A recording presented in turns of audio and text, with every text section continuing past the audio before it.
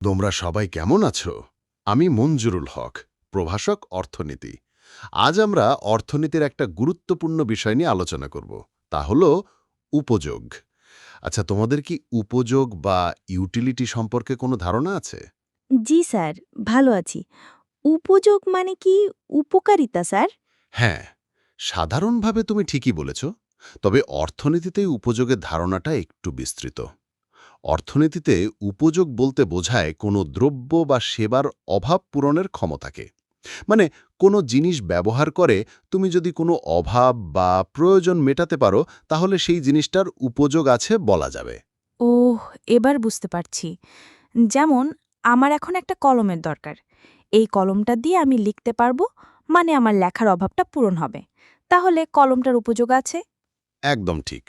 তোমার খিদে পেলে তুমি খাবার খাও, তাই খাবারের উপযোগ আছে। শীত লাগলে তুমি কাপড় পরো, তাই কাপড়ের উপযোগ আছে। মানুষের অভাব বা প্রয়োজন যত, উপযোগও তত রকমের হতে পারে। স্যার, বিভিন্ন জিনিসের কি উপযোগের পরিমাণ আলাদা হয়? হ্যাঁ, অবশ্যই। একই জিনিস একেকজনের কাছে একেক রকম উপযোগ দিতে পারে। ধরো, একজন শিক্ষার্থীর কাছে বই, খাতা, কলমের যে উপযোগ রয়েছে, একজন কৃষকের কাছে কিন্তু তা নয়। আবার তীব্র গরমে এক গ্লাস ঠান্ডা শরবতের উপযোগ যতটা বেশি, শীতকালে কিন্তু ততটা নয়। তার মানে উপযোগ ব্যক্তি, সময় আর পরিস্থিতির উপর নির্ভর করে, তাই না? খুবই ভালো বলেছ। উপযোগ মূলত একটা মানসিক ধারণা। এটা ব্যক্তিগত অনুভূতির উপর নির্ভরশীল। এখন আমরা উপযোগের কয়েকটা প্রকারভেদ নিয়ে আলোচনা করতে পারি। জি স্যার, বলুন। প্রধানত দুই ধরনের উপযোগ নিয়ে আমরা আলোচনা করি: মোট উপযোগ বা টোটাল ইউটিলিটি এবং প্রান্তিক উপযোগ বা মার্জিনাল ইউটিলিটি। এই দুটো আবার কি স্যার? মনে করো, তুমি খুব ক্ষুধার্ত ছিলে। তুমি প্রথমে একটা রুটি খেলে, তাতে তুমি কিছু তৃপ্তি পেলে। এরপর তুমি আরেকটা রুটি খেলে, তোমার তৃপ্তি আরও বাড়ল। তুমি যদি এভাবে মোট ৫টা রুটি খাও, তাহলে এই ৫টা রুটি থেকে তুমি যে মোট তৃপ্তি পেলে, সেটাই হলো মোট উপযোগ। মানে কোনো জিনিসের মোট ব্যবহারের ফলে যে তৃপ্তি পাওয়া যায় সেটাই মোট উপযোগ। হ্যাঁ, আর প্রান্তিক উপযোগ হলো তুমি যখন একটা অতিরিক্ত একক দ্রব্য ভোগ করো, তখন তোমার মোট উপযোগ কতটা বাড়ে। ওই যে তুমি ৫টা রুটি খেলে, চতুর্থ রুটিটা খাওয়ার পর তোমার মোট তৃপ্তি যতটা বেড়েছিল, সেটাই হলো চতুর্থ রুটির প্রান্তিক উপযোগ। একইভাবে পঞ্চম রুটিটা খাওয়ার পর তৃপ্তি যতটুকু বেড়েছে, সেটা পঞ্চম রুটির প্রান্তিক উপযোগ। তার মানে প্রতিটা অতিরিক্ত রুটি খাওয়ার সাথে সাথে আমার তৃপ্তির পরিমাণ বাড়ছে, কিন্তু হয়তো প্রথম রুটিতে যতটা তৃপ্তি পেয়েছিলাম পঞ্চম রুটিতে ততটা পাবো না, তাই না স্যার? একেবারে মূল কথাটা ধরে ফেলেছ।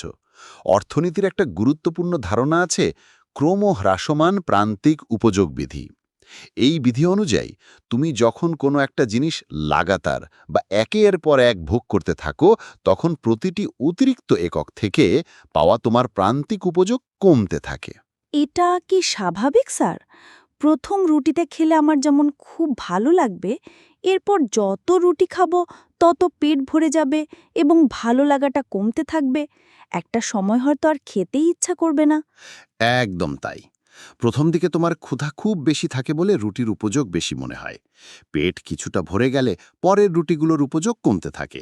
এমনকি এমনও হতে পারে যে তুমি আর রুটি খেতে না পারলে তখন অতিরিক্ত রুটির উপযোগ শূন্য বা ঋণাত্মকও হতে পারে। ঋণাত্মক উপযোগ মানে কি স্যার? হ্যাঁ, মানে তখন রুটি খেলে তোমার ভালো লাগবে না, বরং অস্বস্তি হতে পারে। যেমন ধরো, পেট পুরে খাওয়ার পরেও যদি তোমাকে কেউ জোর করে আরেকটা রুটি খাওয়াতে চায়, তখন সেটা তোমার কাছে বিরক্তির কারণ হবে। বুঝতে পেরেছি স্যার। তাহলে আমরা বলতে পারি শুরুতে প্রান্তিক উপযোগ বেশি থাকে এবং যতই আমরা বেশি ভোগ করি ততই এটা কমতে থাকে। আর মোট উপযোগ প্রথমে বাড়ে, কিন্তু প্রান্তিক উপযোগ কমতে থাকলে মোট উপযোগের বাড়ার হারও কমে যায় এবং একসময় স্থির হয়ে যেতে পারে। এমনকি প্রান্তিক উপযোগ ঋণাত্মক হলে মোট উপযোগও কমতে শুরু করে। একেবারে অসাধারণ। তুমি খুব ভালোভাবে বুঝেছ। উপযোগের ধারণাটা অর্থনীতিতে চাহিদা বিশ্লেষণের জন্য খুবই গুরুত্বপূর্ণ। একজন ভোক্তা কখন কোনো দ্রব্য কতটা কিনবে, তা অনেকটাই নির্ভর করে সেই দ্রব্যের উপযোগের ওপর। যেখানে সে বেশি উপযোগ পাবে, সাধারণত সেখানেই বেশি আগ্রহ দেখাবে। তাহলে স্যার, দামের সাথে উপযোগের কোনো সম্পর্ক আছে? হ্যাঁ, একটা গুরুত্বপূর্ণ সম্পর্ক আছে। সাধারণত যেই দ্রব্যের উপযোগ বেশি, মানুষ তার জন্য বেশি দাম দিতে রাজি থাকে। তবে এখানে প্রান্তিক উপযোগেরও ভূমিকা আছে। ক্রমহ্রাসমান প্রান্তিক উপযোগের কারণে একজন ভোক্তা কোনো দ্রব্যের অতিরিক্ত একক কেনার জন্য ক্রমশ কম দাম দিতে আগ্রহী হয়। যেমন ধরুন, বাজারে ইলিশ মাছের দাম খুব বেশি থাকে, কারণ অনেকের কাছেই ইলিশ মাছের উপযোগ অনেক বেশি। কিন্তু যদি বাজারে প্রচুর ইলিশ মাছ পাওয়া যায়, তাহলে হয়তো দামটা কমে যাবে, কারণ তখন অতিরিক্ত ইলিশের প্রান্তিক উপযোগ কমে যাবে। চমৎকার উদাহরণ দিয়েছ। অর্থনীতির মূলনীতিগুলো আসলে আমাদের দৈনন্দিন জীবনের ঘটনার মধ্যেই লুকিয়ে থাকে। উপযোগের ধারণাটা ভালোভাবে বুঝতে পারলে তুমি বাজারের চাহিদা, যোগান এবং দাম নির্ধারণের মতো বিষয়গুলো সহজে বুঝতে পারবে। তাহলে স্যার, আজকের আলোচনা থেকে আমি উপযোগ, মোট উপযোগ, প্রান্তিক উপযোগ এবং ক্রমহ্রাসমান প্রান্তিক উপযোগ বিধি সম্পর্কে খুব ভালোভাবে জানতে পারলাম স্যার। আপনাকে অনেক ধন্যবাদ।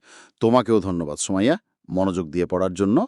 আশা করি এখন তুমি এই বিষয়গুলো নিজের মতো করে ব্যাখ্যা করতে পারো।